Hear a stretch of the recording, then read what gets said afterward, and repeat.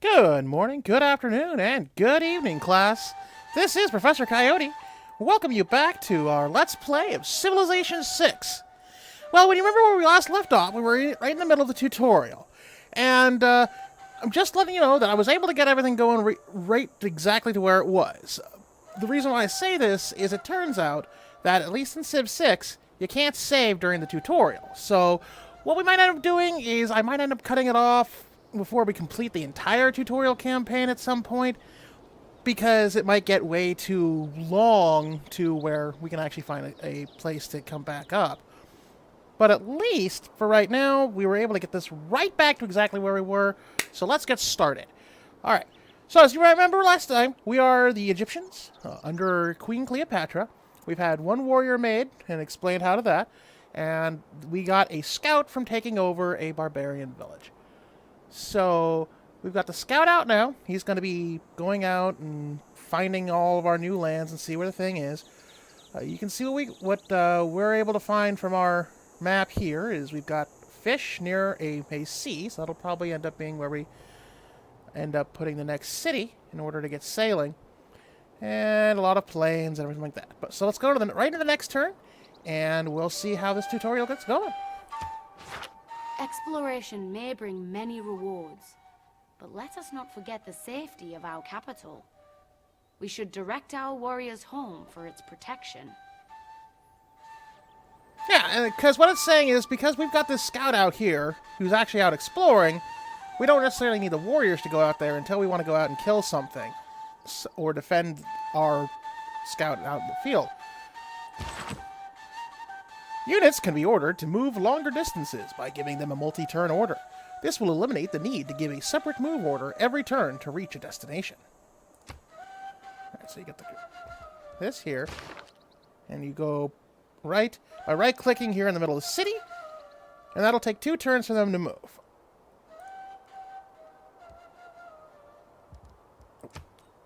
Yeah, left-click on Our that. scouts await orders.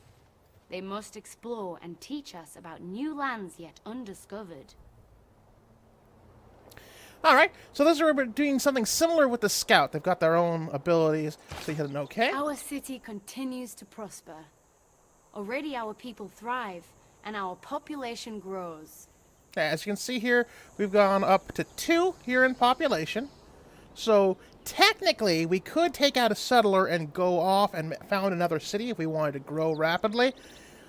But depending upon the strategy, you might want to have it go up to about 3 to 4 at least. That way you get some of that building going before you go out and go found a new city. Unless you're just trying to go for a naked grab for power and land. I'm not sure how the tutorial is going to have that be. We'll see how that strategy goes when we go on to our main campaign. The population of your first city has grown from 1 to 2. As long as the city is well fed and its people are happy, it will continue to grow. The citizens of the city work the surrounding plots and improvements, contributing to greater yields. Higher populations contribute to faster science research, faster city production, and faster cultural growth. Yeah, that's the music is culture, the drop here is science, and the cog is production. The white one there, I believe, is faith, but we'll get to that later. Alright. It's always a good strategy to not only found new cities to expand your realm, but also to grow those cities. Alright, so what we're going to do here is we're going to have him just move and go say hi to the squiddly diddly probably over there. There are no further matters to attend to today. Alright, you can see here, we've got what looks like more mountains that'll be mining, and I believe that is chocolate. Probably will help. We're not able to see what these give right now, but generally when you hover over a resource like this, it'll show you what it gives. Alright, so we'll just go to the next turn here. While our forces prepare the defense of our city, our best minds have discovered how to extract precious resources from the earth itself. With an abundance of valuable stone nearby, our builders may be able to exploit this knowledge when they complete their training. Ah, perfect. So what's saying here is that the mining here as you can see on the tracker. That finished. You can see it says just completed. So as soon as we get builders, we'll be able to blink up this mine, and when the population goes, it'll be able to actually crank up the production through that. Your civilization will always be researching a technology. Because you just completed mining, you must now choose what to research next before you can progress to the next turn. That's what this purple here is. We'll always be doing one, and then it'll also, when the tree goes, you'll have to pick up what the next one is going to be. So hit up here. Our people delight in the pursuit of knowledge. We need only direct their efforts, and they shall uncover yet another mystery of this world. Alright, let's see what it's recommending here. Alright, so it's recommending pottery here. This gives you the harvesting of wheat and rice. We don't have any of those out right now, but at least it'll be good for future going down the tree. If it would let me show you the tree, then we could see where pottery goes. A but wise right now, decision. Our people may now uncover new uses for the materials we unearth in our mines and quarries. but for right now, we'll just pick the pottery and we'll go from here. But let us not forget the exploration efforts of our scouts. There is a whole world before us to uncover. Alright, so we'll see what's here. So research has begun on the pottery technology. End your turn once you have moved your scout unit. I guess this is feeling that since I had gone with the multi-move, it's not registering that I still need to move it, but we did, so there we go. Alright, so you got moved, and he's planning on moving. We got our warriors here back home. You can see here that it's producing a builder. Its garrison defense strength is 13, because we have the warriors here. Alright, so we'll go next turn. Our citizens rejoice at the return of our brave warriors. Perhaps they should fortify their position to defend against the barbarian threat. Oop. Excuse me, I guess I was wrong. We're at 21 now because the warriors are home. They would show that the icon here is hovering over the capital. So, when not advancing a military unit, it is often a good idea to fortify the unit. When ordered to fortify, the unit will spend up to 2 turns digging in. Yeah, there's a little typo there. This will increase their combat strength if they are attacked. Alright, so here's there. And they'll hit this little shield here that says fortify. Excellent. With our warriors entrenched in their positions, our people are secure. It would be wise to maintain this advantage for as long as possible. Yeah, so what it's saying is you probably want to keep them here. So the general strategy on that is always have sort of army +1 for the number of cities you have. That way you can generally keep at least 1 unit here in the capital while having your free roaming army that you want to go out, going out. So this unit will now have an advantage in combat when defending. However, if the unit is moved, it will lose its fortified status and will have to be ordered to fortify again in order to receive the bonus. Alright, the scout's out going. I think he still has another move to go. And yeah, in fact, let's see if it'll let me wake up. Okay. Alright, so we'll go next turn here. In fact, now we have a movement here with our scout here. We'll have him keep going over this way. Boink. Alright, more planes. Looks like... And you can see there's still a bit of a fog of war. Each unit here has a sort of... Looks like 3 hex with a scout distance that they can see on the map. And the cities have generally about a hex beyond the borders that they control. Alright, so we keep the distance, keep the warriors in the city here. In fact, what I should say, it just says keep warriors inside your city to defend it. Alright, so it looks like this is what I was talking about last turn, that sometimes you're just going to have a couple of turns, especially in the begin game, where all you do is just keep on going, keep on going, keep on going. Keep on swimming, and and we'll just keep going from here. As our scouts continue to push onwards, let us turn inwards to our own capital. As our city grows, so too does our people's hunger. Alright, so it looks like we have a builder that's finished. Our builders now stand ready. Constructing a farm on fertile lands within our city will increase our yield and better feed our people. Well, of course, what they mean by fertile lands is these plains, the ones that generally don't have any kind of item on it. Because if it has a resource on it, they generally will cultivate that resource. But if there's no special resource, it'll end up just being, more than likely, with roads in the future and just farming. So, just builders can construct a wide variety of improvements to your land. The type of improvement they can build on a plot is often determined by the type of terrain. Plains and grassland plots are ideal for farms, which help increase population. Alright, so it's saying take the builder here, and go here. These plains possess rich soil, an ideal spot to plant our first crops. Alright, so show me how. And then we have here the construct farm button. So construct a farm improvement here by clicking on the build improvement farm button next to the unit panel. This gives you more food and provides housing for population, which will help grow population faster. Excellent.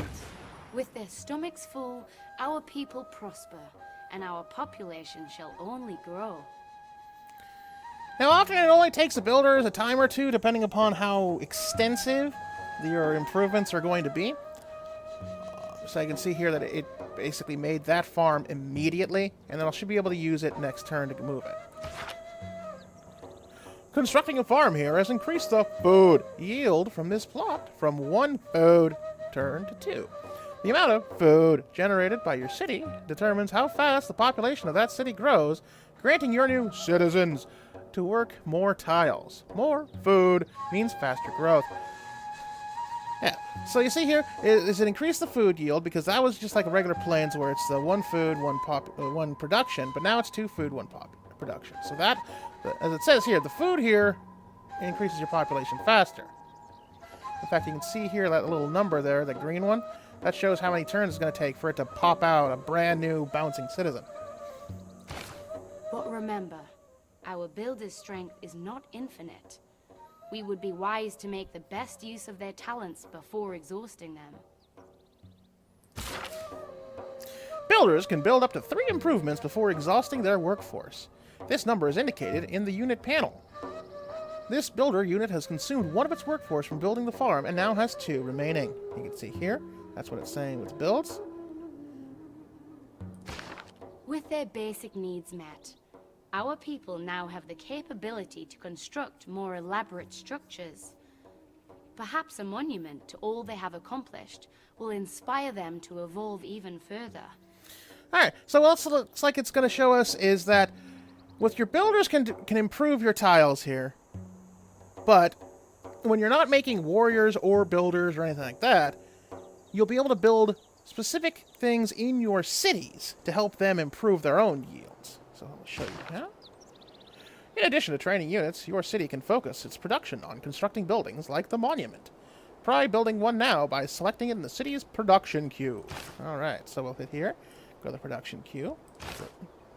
And now they want us to do a monument. This looks like it's going to take 5 turns. Its base cost is based off the production. Let's see here. We're making about 7 production right now a turn.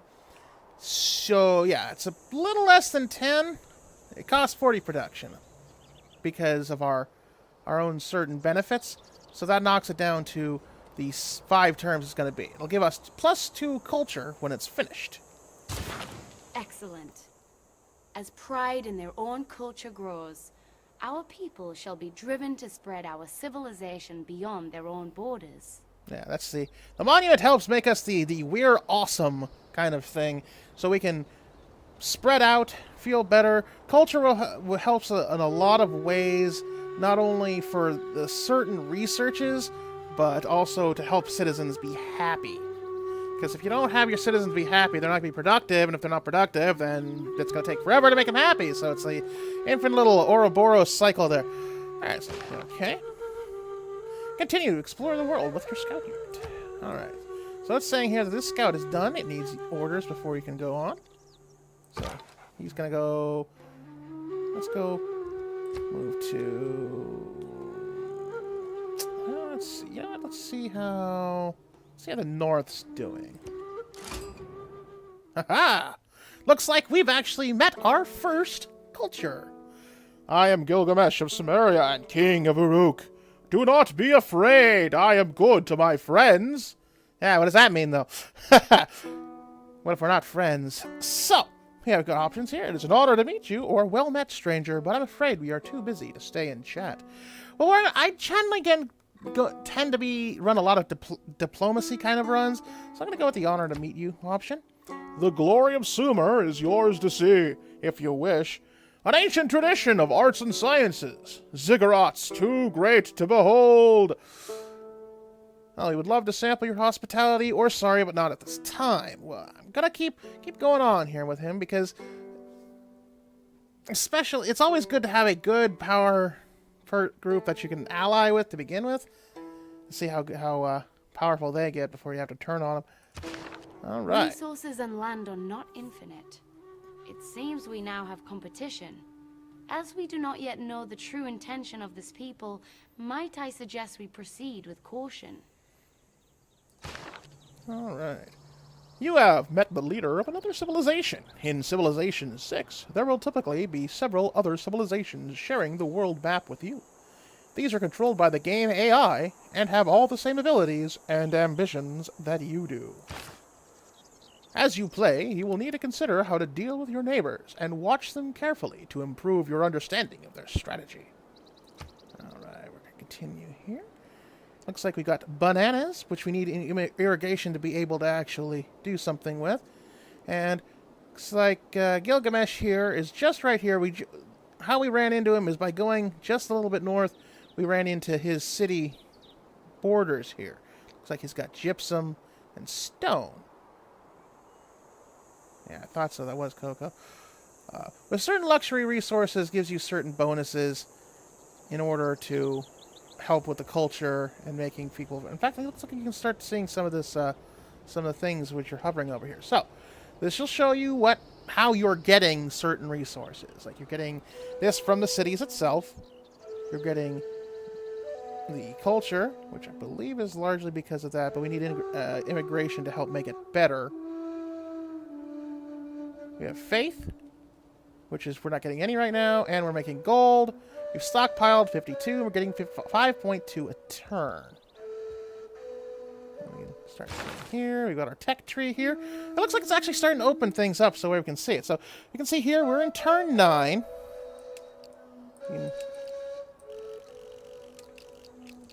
You can show where it goes all the way up, all the way back. And you can see here that going with pottery was smart because that gets us irrigation. Irrigation allows us to do certain things. You can see here it gives a whole bunch of resources. Not only do you get gold, but you can get these on certain things that get you more gold. And if it's on a luxury resource, you get those benefits. All right. So, actually, this makes a great spot here to go ahead and put a pause on this. We've just met our first civilization here in this tutorial, and we will come right back to here on our next video. And with that, I thank you very much for joining us on this Let's Play of Civilization VI. If you have any comments, suggestions, or wild ravings, please put them in the comments in the doobly-doo. And this has been Professor Coyote, and I will see you next class.